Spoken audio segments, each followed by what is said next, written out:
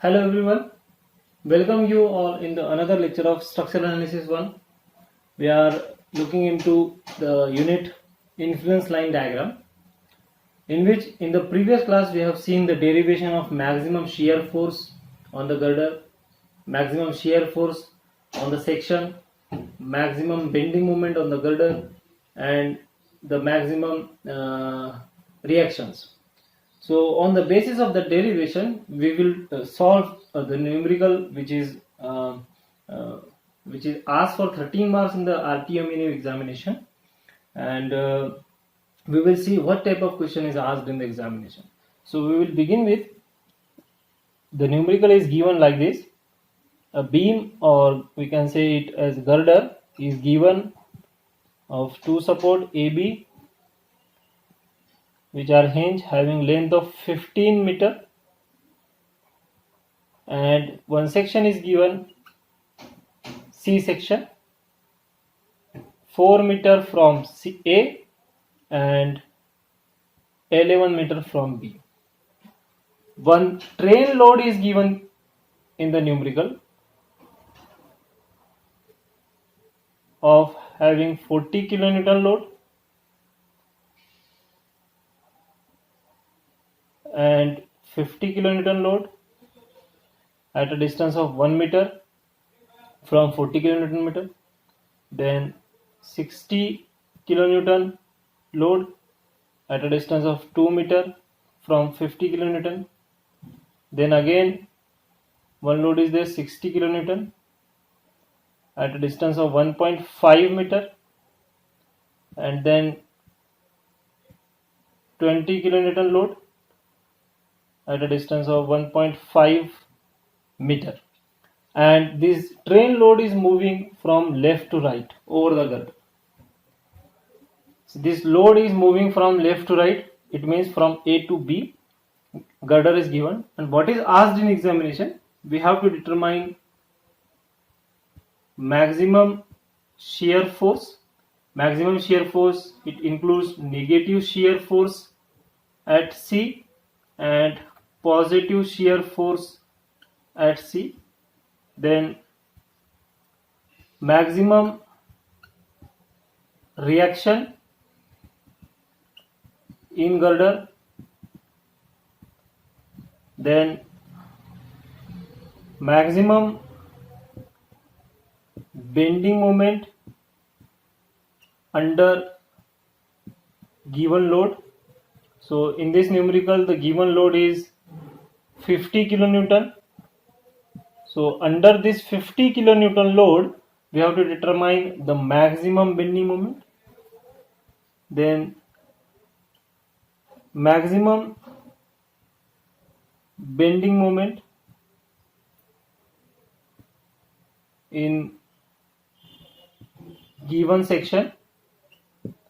So maximum bending moment in given section, the given section is C. So maximum bending moment, whatever will be the maximum bending moment due to any load, that we have to determine on C. And the last point in this is absolute bending moment. So these based on these 5 questions, this whole numerical is depend on. And in RTMN examination, any 2 or any 3 of this is asked for 13 marks. So in this numerical, we will attempt all these 5 questions, and we will prepare the 5 videos on this. And today's video we will prepare on this maximum shear force, negative shear force at C and positive shear force at C, that we have to calculate in today's lecture. Okay, and for further we will see the maximum reaction in girder, maximum bending moment under given load, maximum bending moment in section, and absolute bending moment. We will prepare more 4 videos on this. So for understanding of all these things, the basic fundamentals, or we can say the basic equation, whatever the derivation we have done, that I have prepared already one video, and I have given the link of that video in the description of this video. Okay, so just go into the description and click on the link. You will get the basic concept or the derivation of this influence line diagram, and then only you will get you will understand these 5 things. Okay, so we will just begin with this maximum and maximum shear force, negative and the positive. So first we will talk about the negative shear force. So we will calculate maximum shear force at C, bracket I'm writing or I'm mentioning the negative. Okay, so on what load or on which load the maximum shear force negative we are getting. So in the numerical itself or in the derivation itself, we have determined that while calculating the shear force, the diagram is like this. At C section, before C section this is negative portion, and after C section there is positive section. Okay, the value of this is B by L we have calculated, the value of this is minus A by L we have calculated. So this is what we have derived in the earlier video. Okay, so that we have drawn. Okay, now what load, due to what load this maximum negative force, this shear force, this portion A to C portion, that 4 meter portion, due to what load this negative shear force will be the maximum. So that we have to determine. So there is one logical equation is given in this, that is load rolled off divided by succeeding span. This should be greater than remaining load divided by total span. So load rolled off. So the train is moving from left to right. So very first load will be 40 kilonewton. So that we have to see. We have to take that load on C, 40 kilonewton. Okay, so the 40 kilonewton load will be rolled off, and the remaining portion will be the remaining load. And from this equation, if this equation is satisfied, then due to this first load, the whatever the shear force will be we have calculated, that will be the maximum. So load rolled off, my first load we will take that 40 divided by succeeding span is 1 meter, should be greater than remaining load. So remaining load are 50 plus 60 plus 60 plus 20 divided by total span is 15 meter. So this is 40 should be greater than, if you calculate this value, this will get as 12.67. So hence this equation is satisfying. So you can say that due to this 40 kilonewton load, if you put this 40 kilonewton load on C, whatever the negative shear force we will calculate, that we are finding as maximum shear force. So we will just put this load 40 and at a distance of 1 meter from 40 we will put this 50, then at a distance of 2 meter we will put this load 60, and this is 1 meter, this is 2 meter, and this AC distance is 4 meter, so remaining distance is 1 meter. Now the next load is 60 kilonewton, which is 1.5 meter from this 60 kilonewton load. So this, due to this 1.5 meter which is greater than this 1 meter, that 60 kilonewton load will be before the girder, and the remaining 20 kilonewton load will also be before the girder. So these two load will not be accountable for this negative shear force.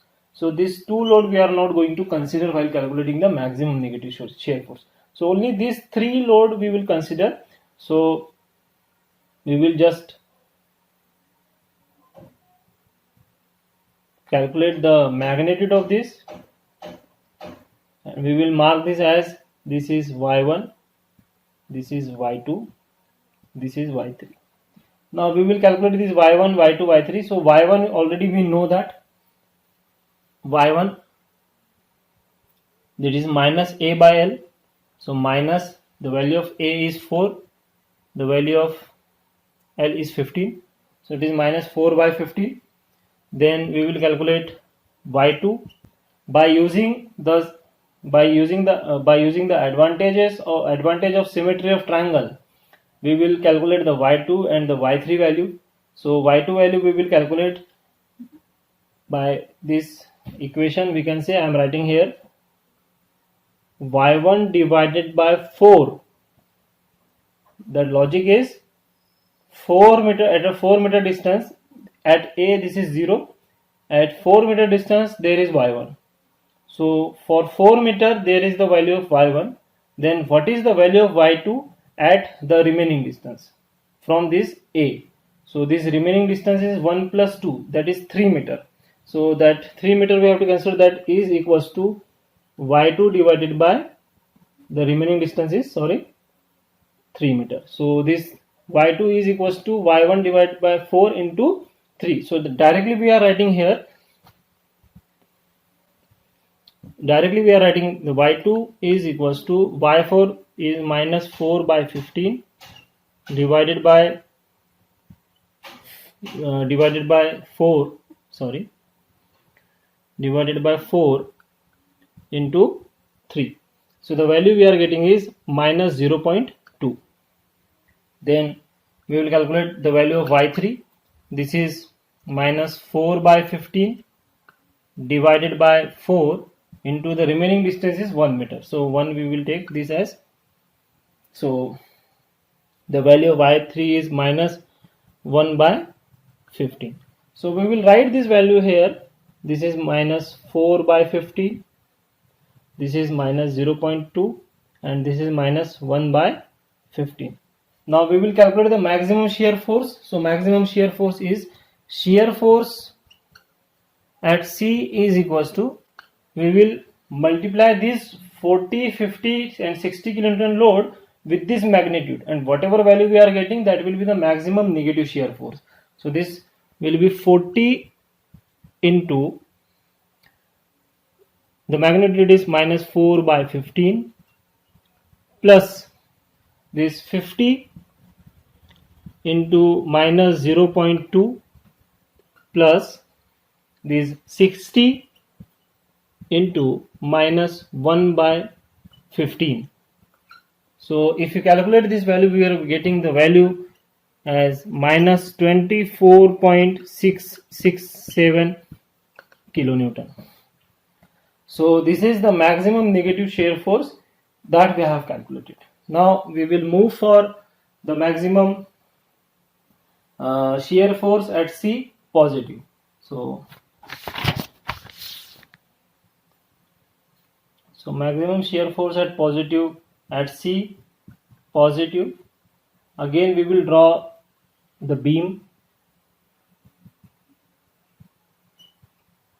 Section C, this is 4 meter, this is 11 meter, this is 15 meter distance. Load we know 40, 50, 60, 60 and 20. The distance is 1.5, 2 meter and 1 meter. The train is moving from left to right, from A to B. Okay. Now what we have to calculate? We have to calculate the positive shear force. So we know that the shear force diagram, this is negative portion and this one is the positive portion. This is minus A by L, this is B by L. Okay. Now due to what load this portion, CB portion, is having the maximum shear force? So what we have to do? We have to take this whole load on the CB portion. So due to which the last load 20 kilonewton will be acting on this C. Okay. And this CB portion, that we have to calculate the maximum shear force. So we will check by putting whole train on the CB portion, and due to what load we are getting the maximum positive shear force. So the same equation that we have to apply. So load rolled off divided by succeeding span, this should be greater than remaining load divided by span. So load rolled off, my first load is trial 1 देखेंगे, first load is 20 divided by succeeding span is 1.5 meter, should be greater than remaining load is 60 plus 60 plus 50 plus 40 divided by 15. If you calculate this value, this is equals to 13.33 and this is equals to 14, which is not greater than this value. So this trial is false. So we will go for second trial, trial 2. So the another load will be 60. So we will take this 60 divided by succeeding span is 1.5. That should be greater than this remaining load 60 plus 50 plus 40 divided by 15. So if you calculate this value is equals to, this is 40 should be greater than this value is 10. 60 plus 50 plus 40 divided by 15 if you do, so this will be equals to 10. So now this equation is satisfying. This equation is satisfying. So now if you put this 60 kilonewton on C, you will be getting the maximum positive shear force. So put this value 60 at this point, then 60 next to it, then 50 and then 40, and one load is there 20 kilonewton which will be come on the negative side. So this will be in the negative side and distance is 1.5 meter. So the remaining distance will be 4 meter minus 1.5 meter. This will be 2.5 meter. This is 1.5 meter. This is 2 meter and this is 1 meter. So this 3 meter, 4.5 meter. So 11 minus 4.5, the remaining distance will be 6.5. Okay, so remaining distance will be 6.5, 7.5, 9.5 and this one is 11. Okay, now below the load draw the sections. This is the positive one. Okay, now this is this one, and the 40 kilonewton load is now this one. Name this. This is Y1, this is Y2, this is Y3, this is Y4 and this is Y5. Now calculate this Y1, Y2, Y3, Y4 and Y5 value. So first we will calculate this Y2 value, that is B by L, and for calculating of this Y1 we must know this minus A by L value, means this value we must know. So first we will calculate this value. So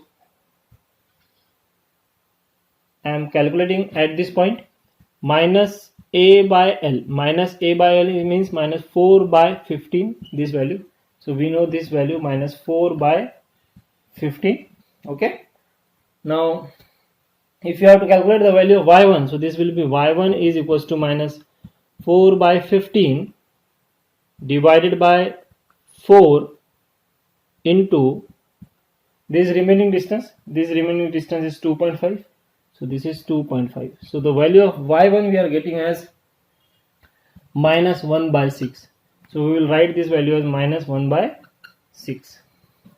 Now the value of Y2, directly we are getting from this. So Y2 is equals to B by L. The value of B is 11, L is 15. So directly we will take this value as it is, 11 by 15. Okay. Now by using the symmetry of triangle, we will calculate the value of Y3, Y4 and Y5. So Y3 is equals to 11 by 15 divided by 11 multiplied with this distance. Okay. So Y3 distance is 6.5 plus 7.5 plus this 9.5. So this is 9.5 and we are getting Y3 value as 19.30. 19 by 30. Now we will calculate the value of Y4. I hope this will be visible in the camera. Y4. So Y4 is 11 by 15 into this distance. This distance is 7.5. So this is multiplied with 7.5 and this is equals to 0.5. Now we will calculate Y4. So Y4 I am writing here because I can imagine that this is I don't know this is visible or not visible in camera because only I am singly just shooting this video. Okay, so no one is behind the camera. So Y4 we have calculated, then Y5 is this is 11.15 divided by 11 by 15 divided by this 6.5, sorry, 11.15 divided by 11, ये यहाँ पर मैं this one is 11 divided by 11 into 6.5. So we are Y5 we are getting as 13.30, 13 by 30. Now take this value of Y1, Y2, Y3, Y4 and Y5 for calculating of maximum shear force.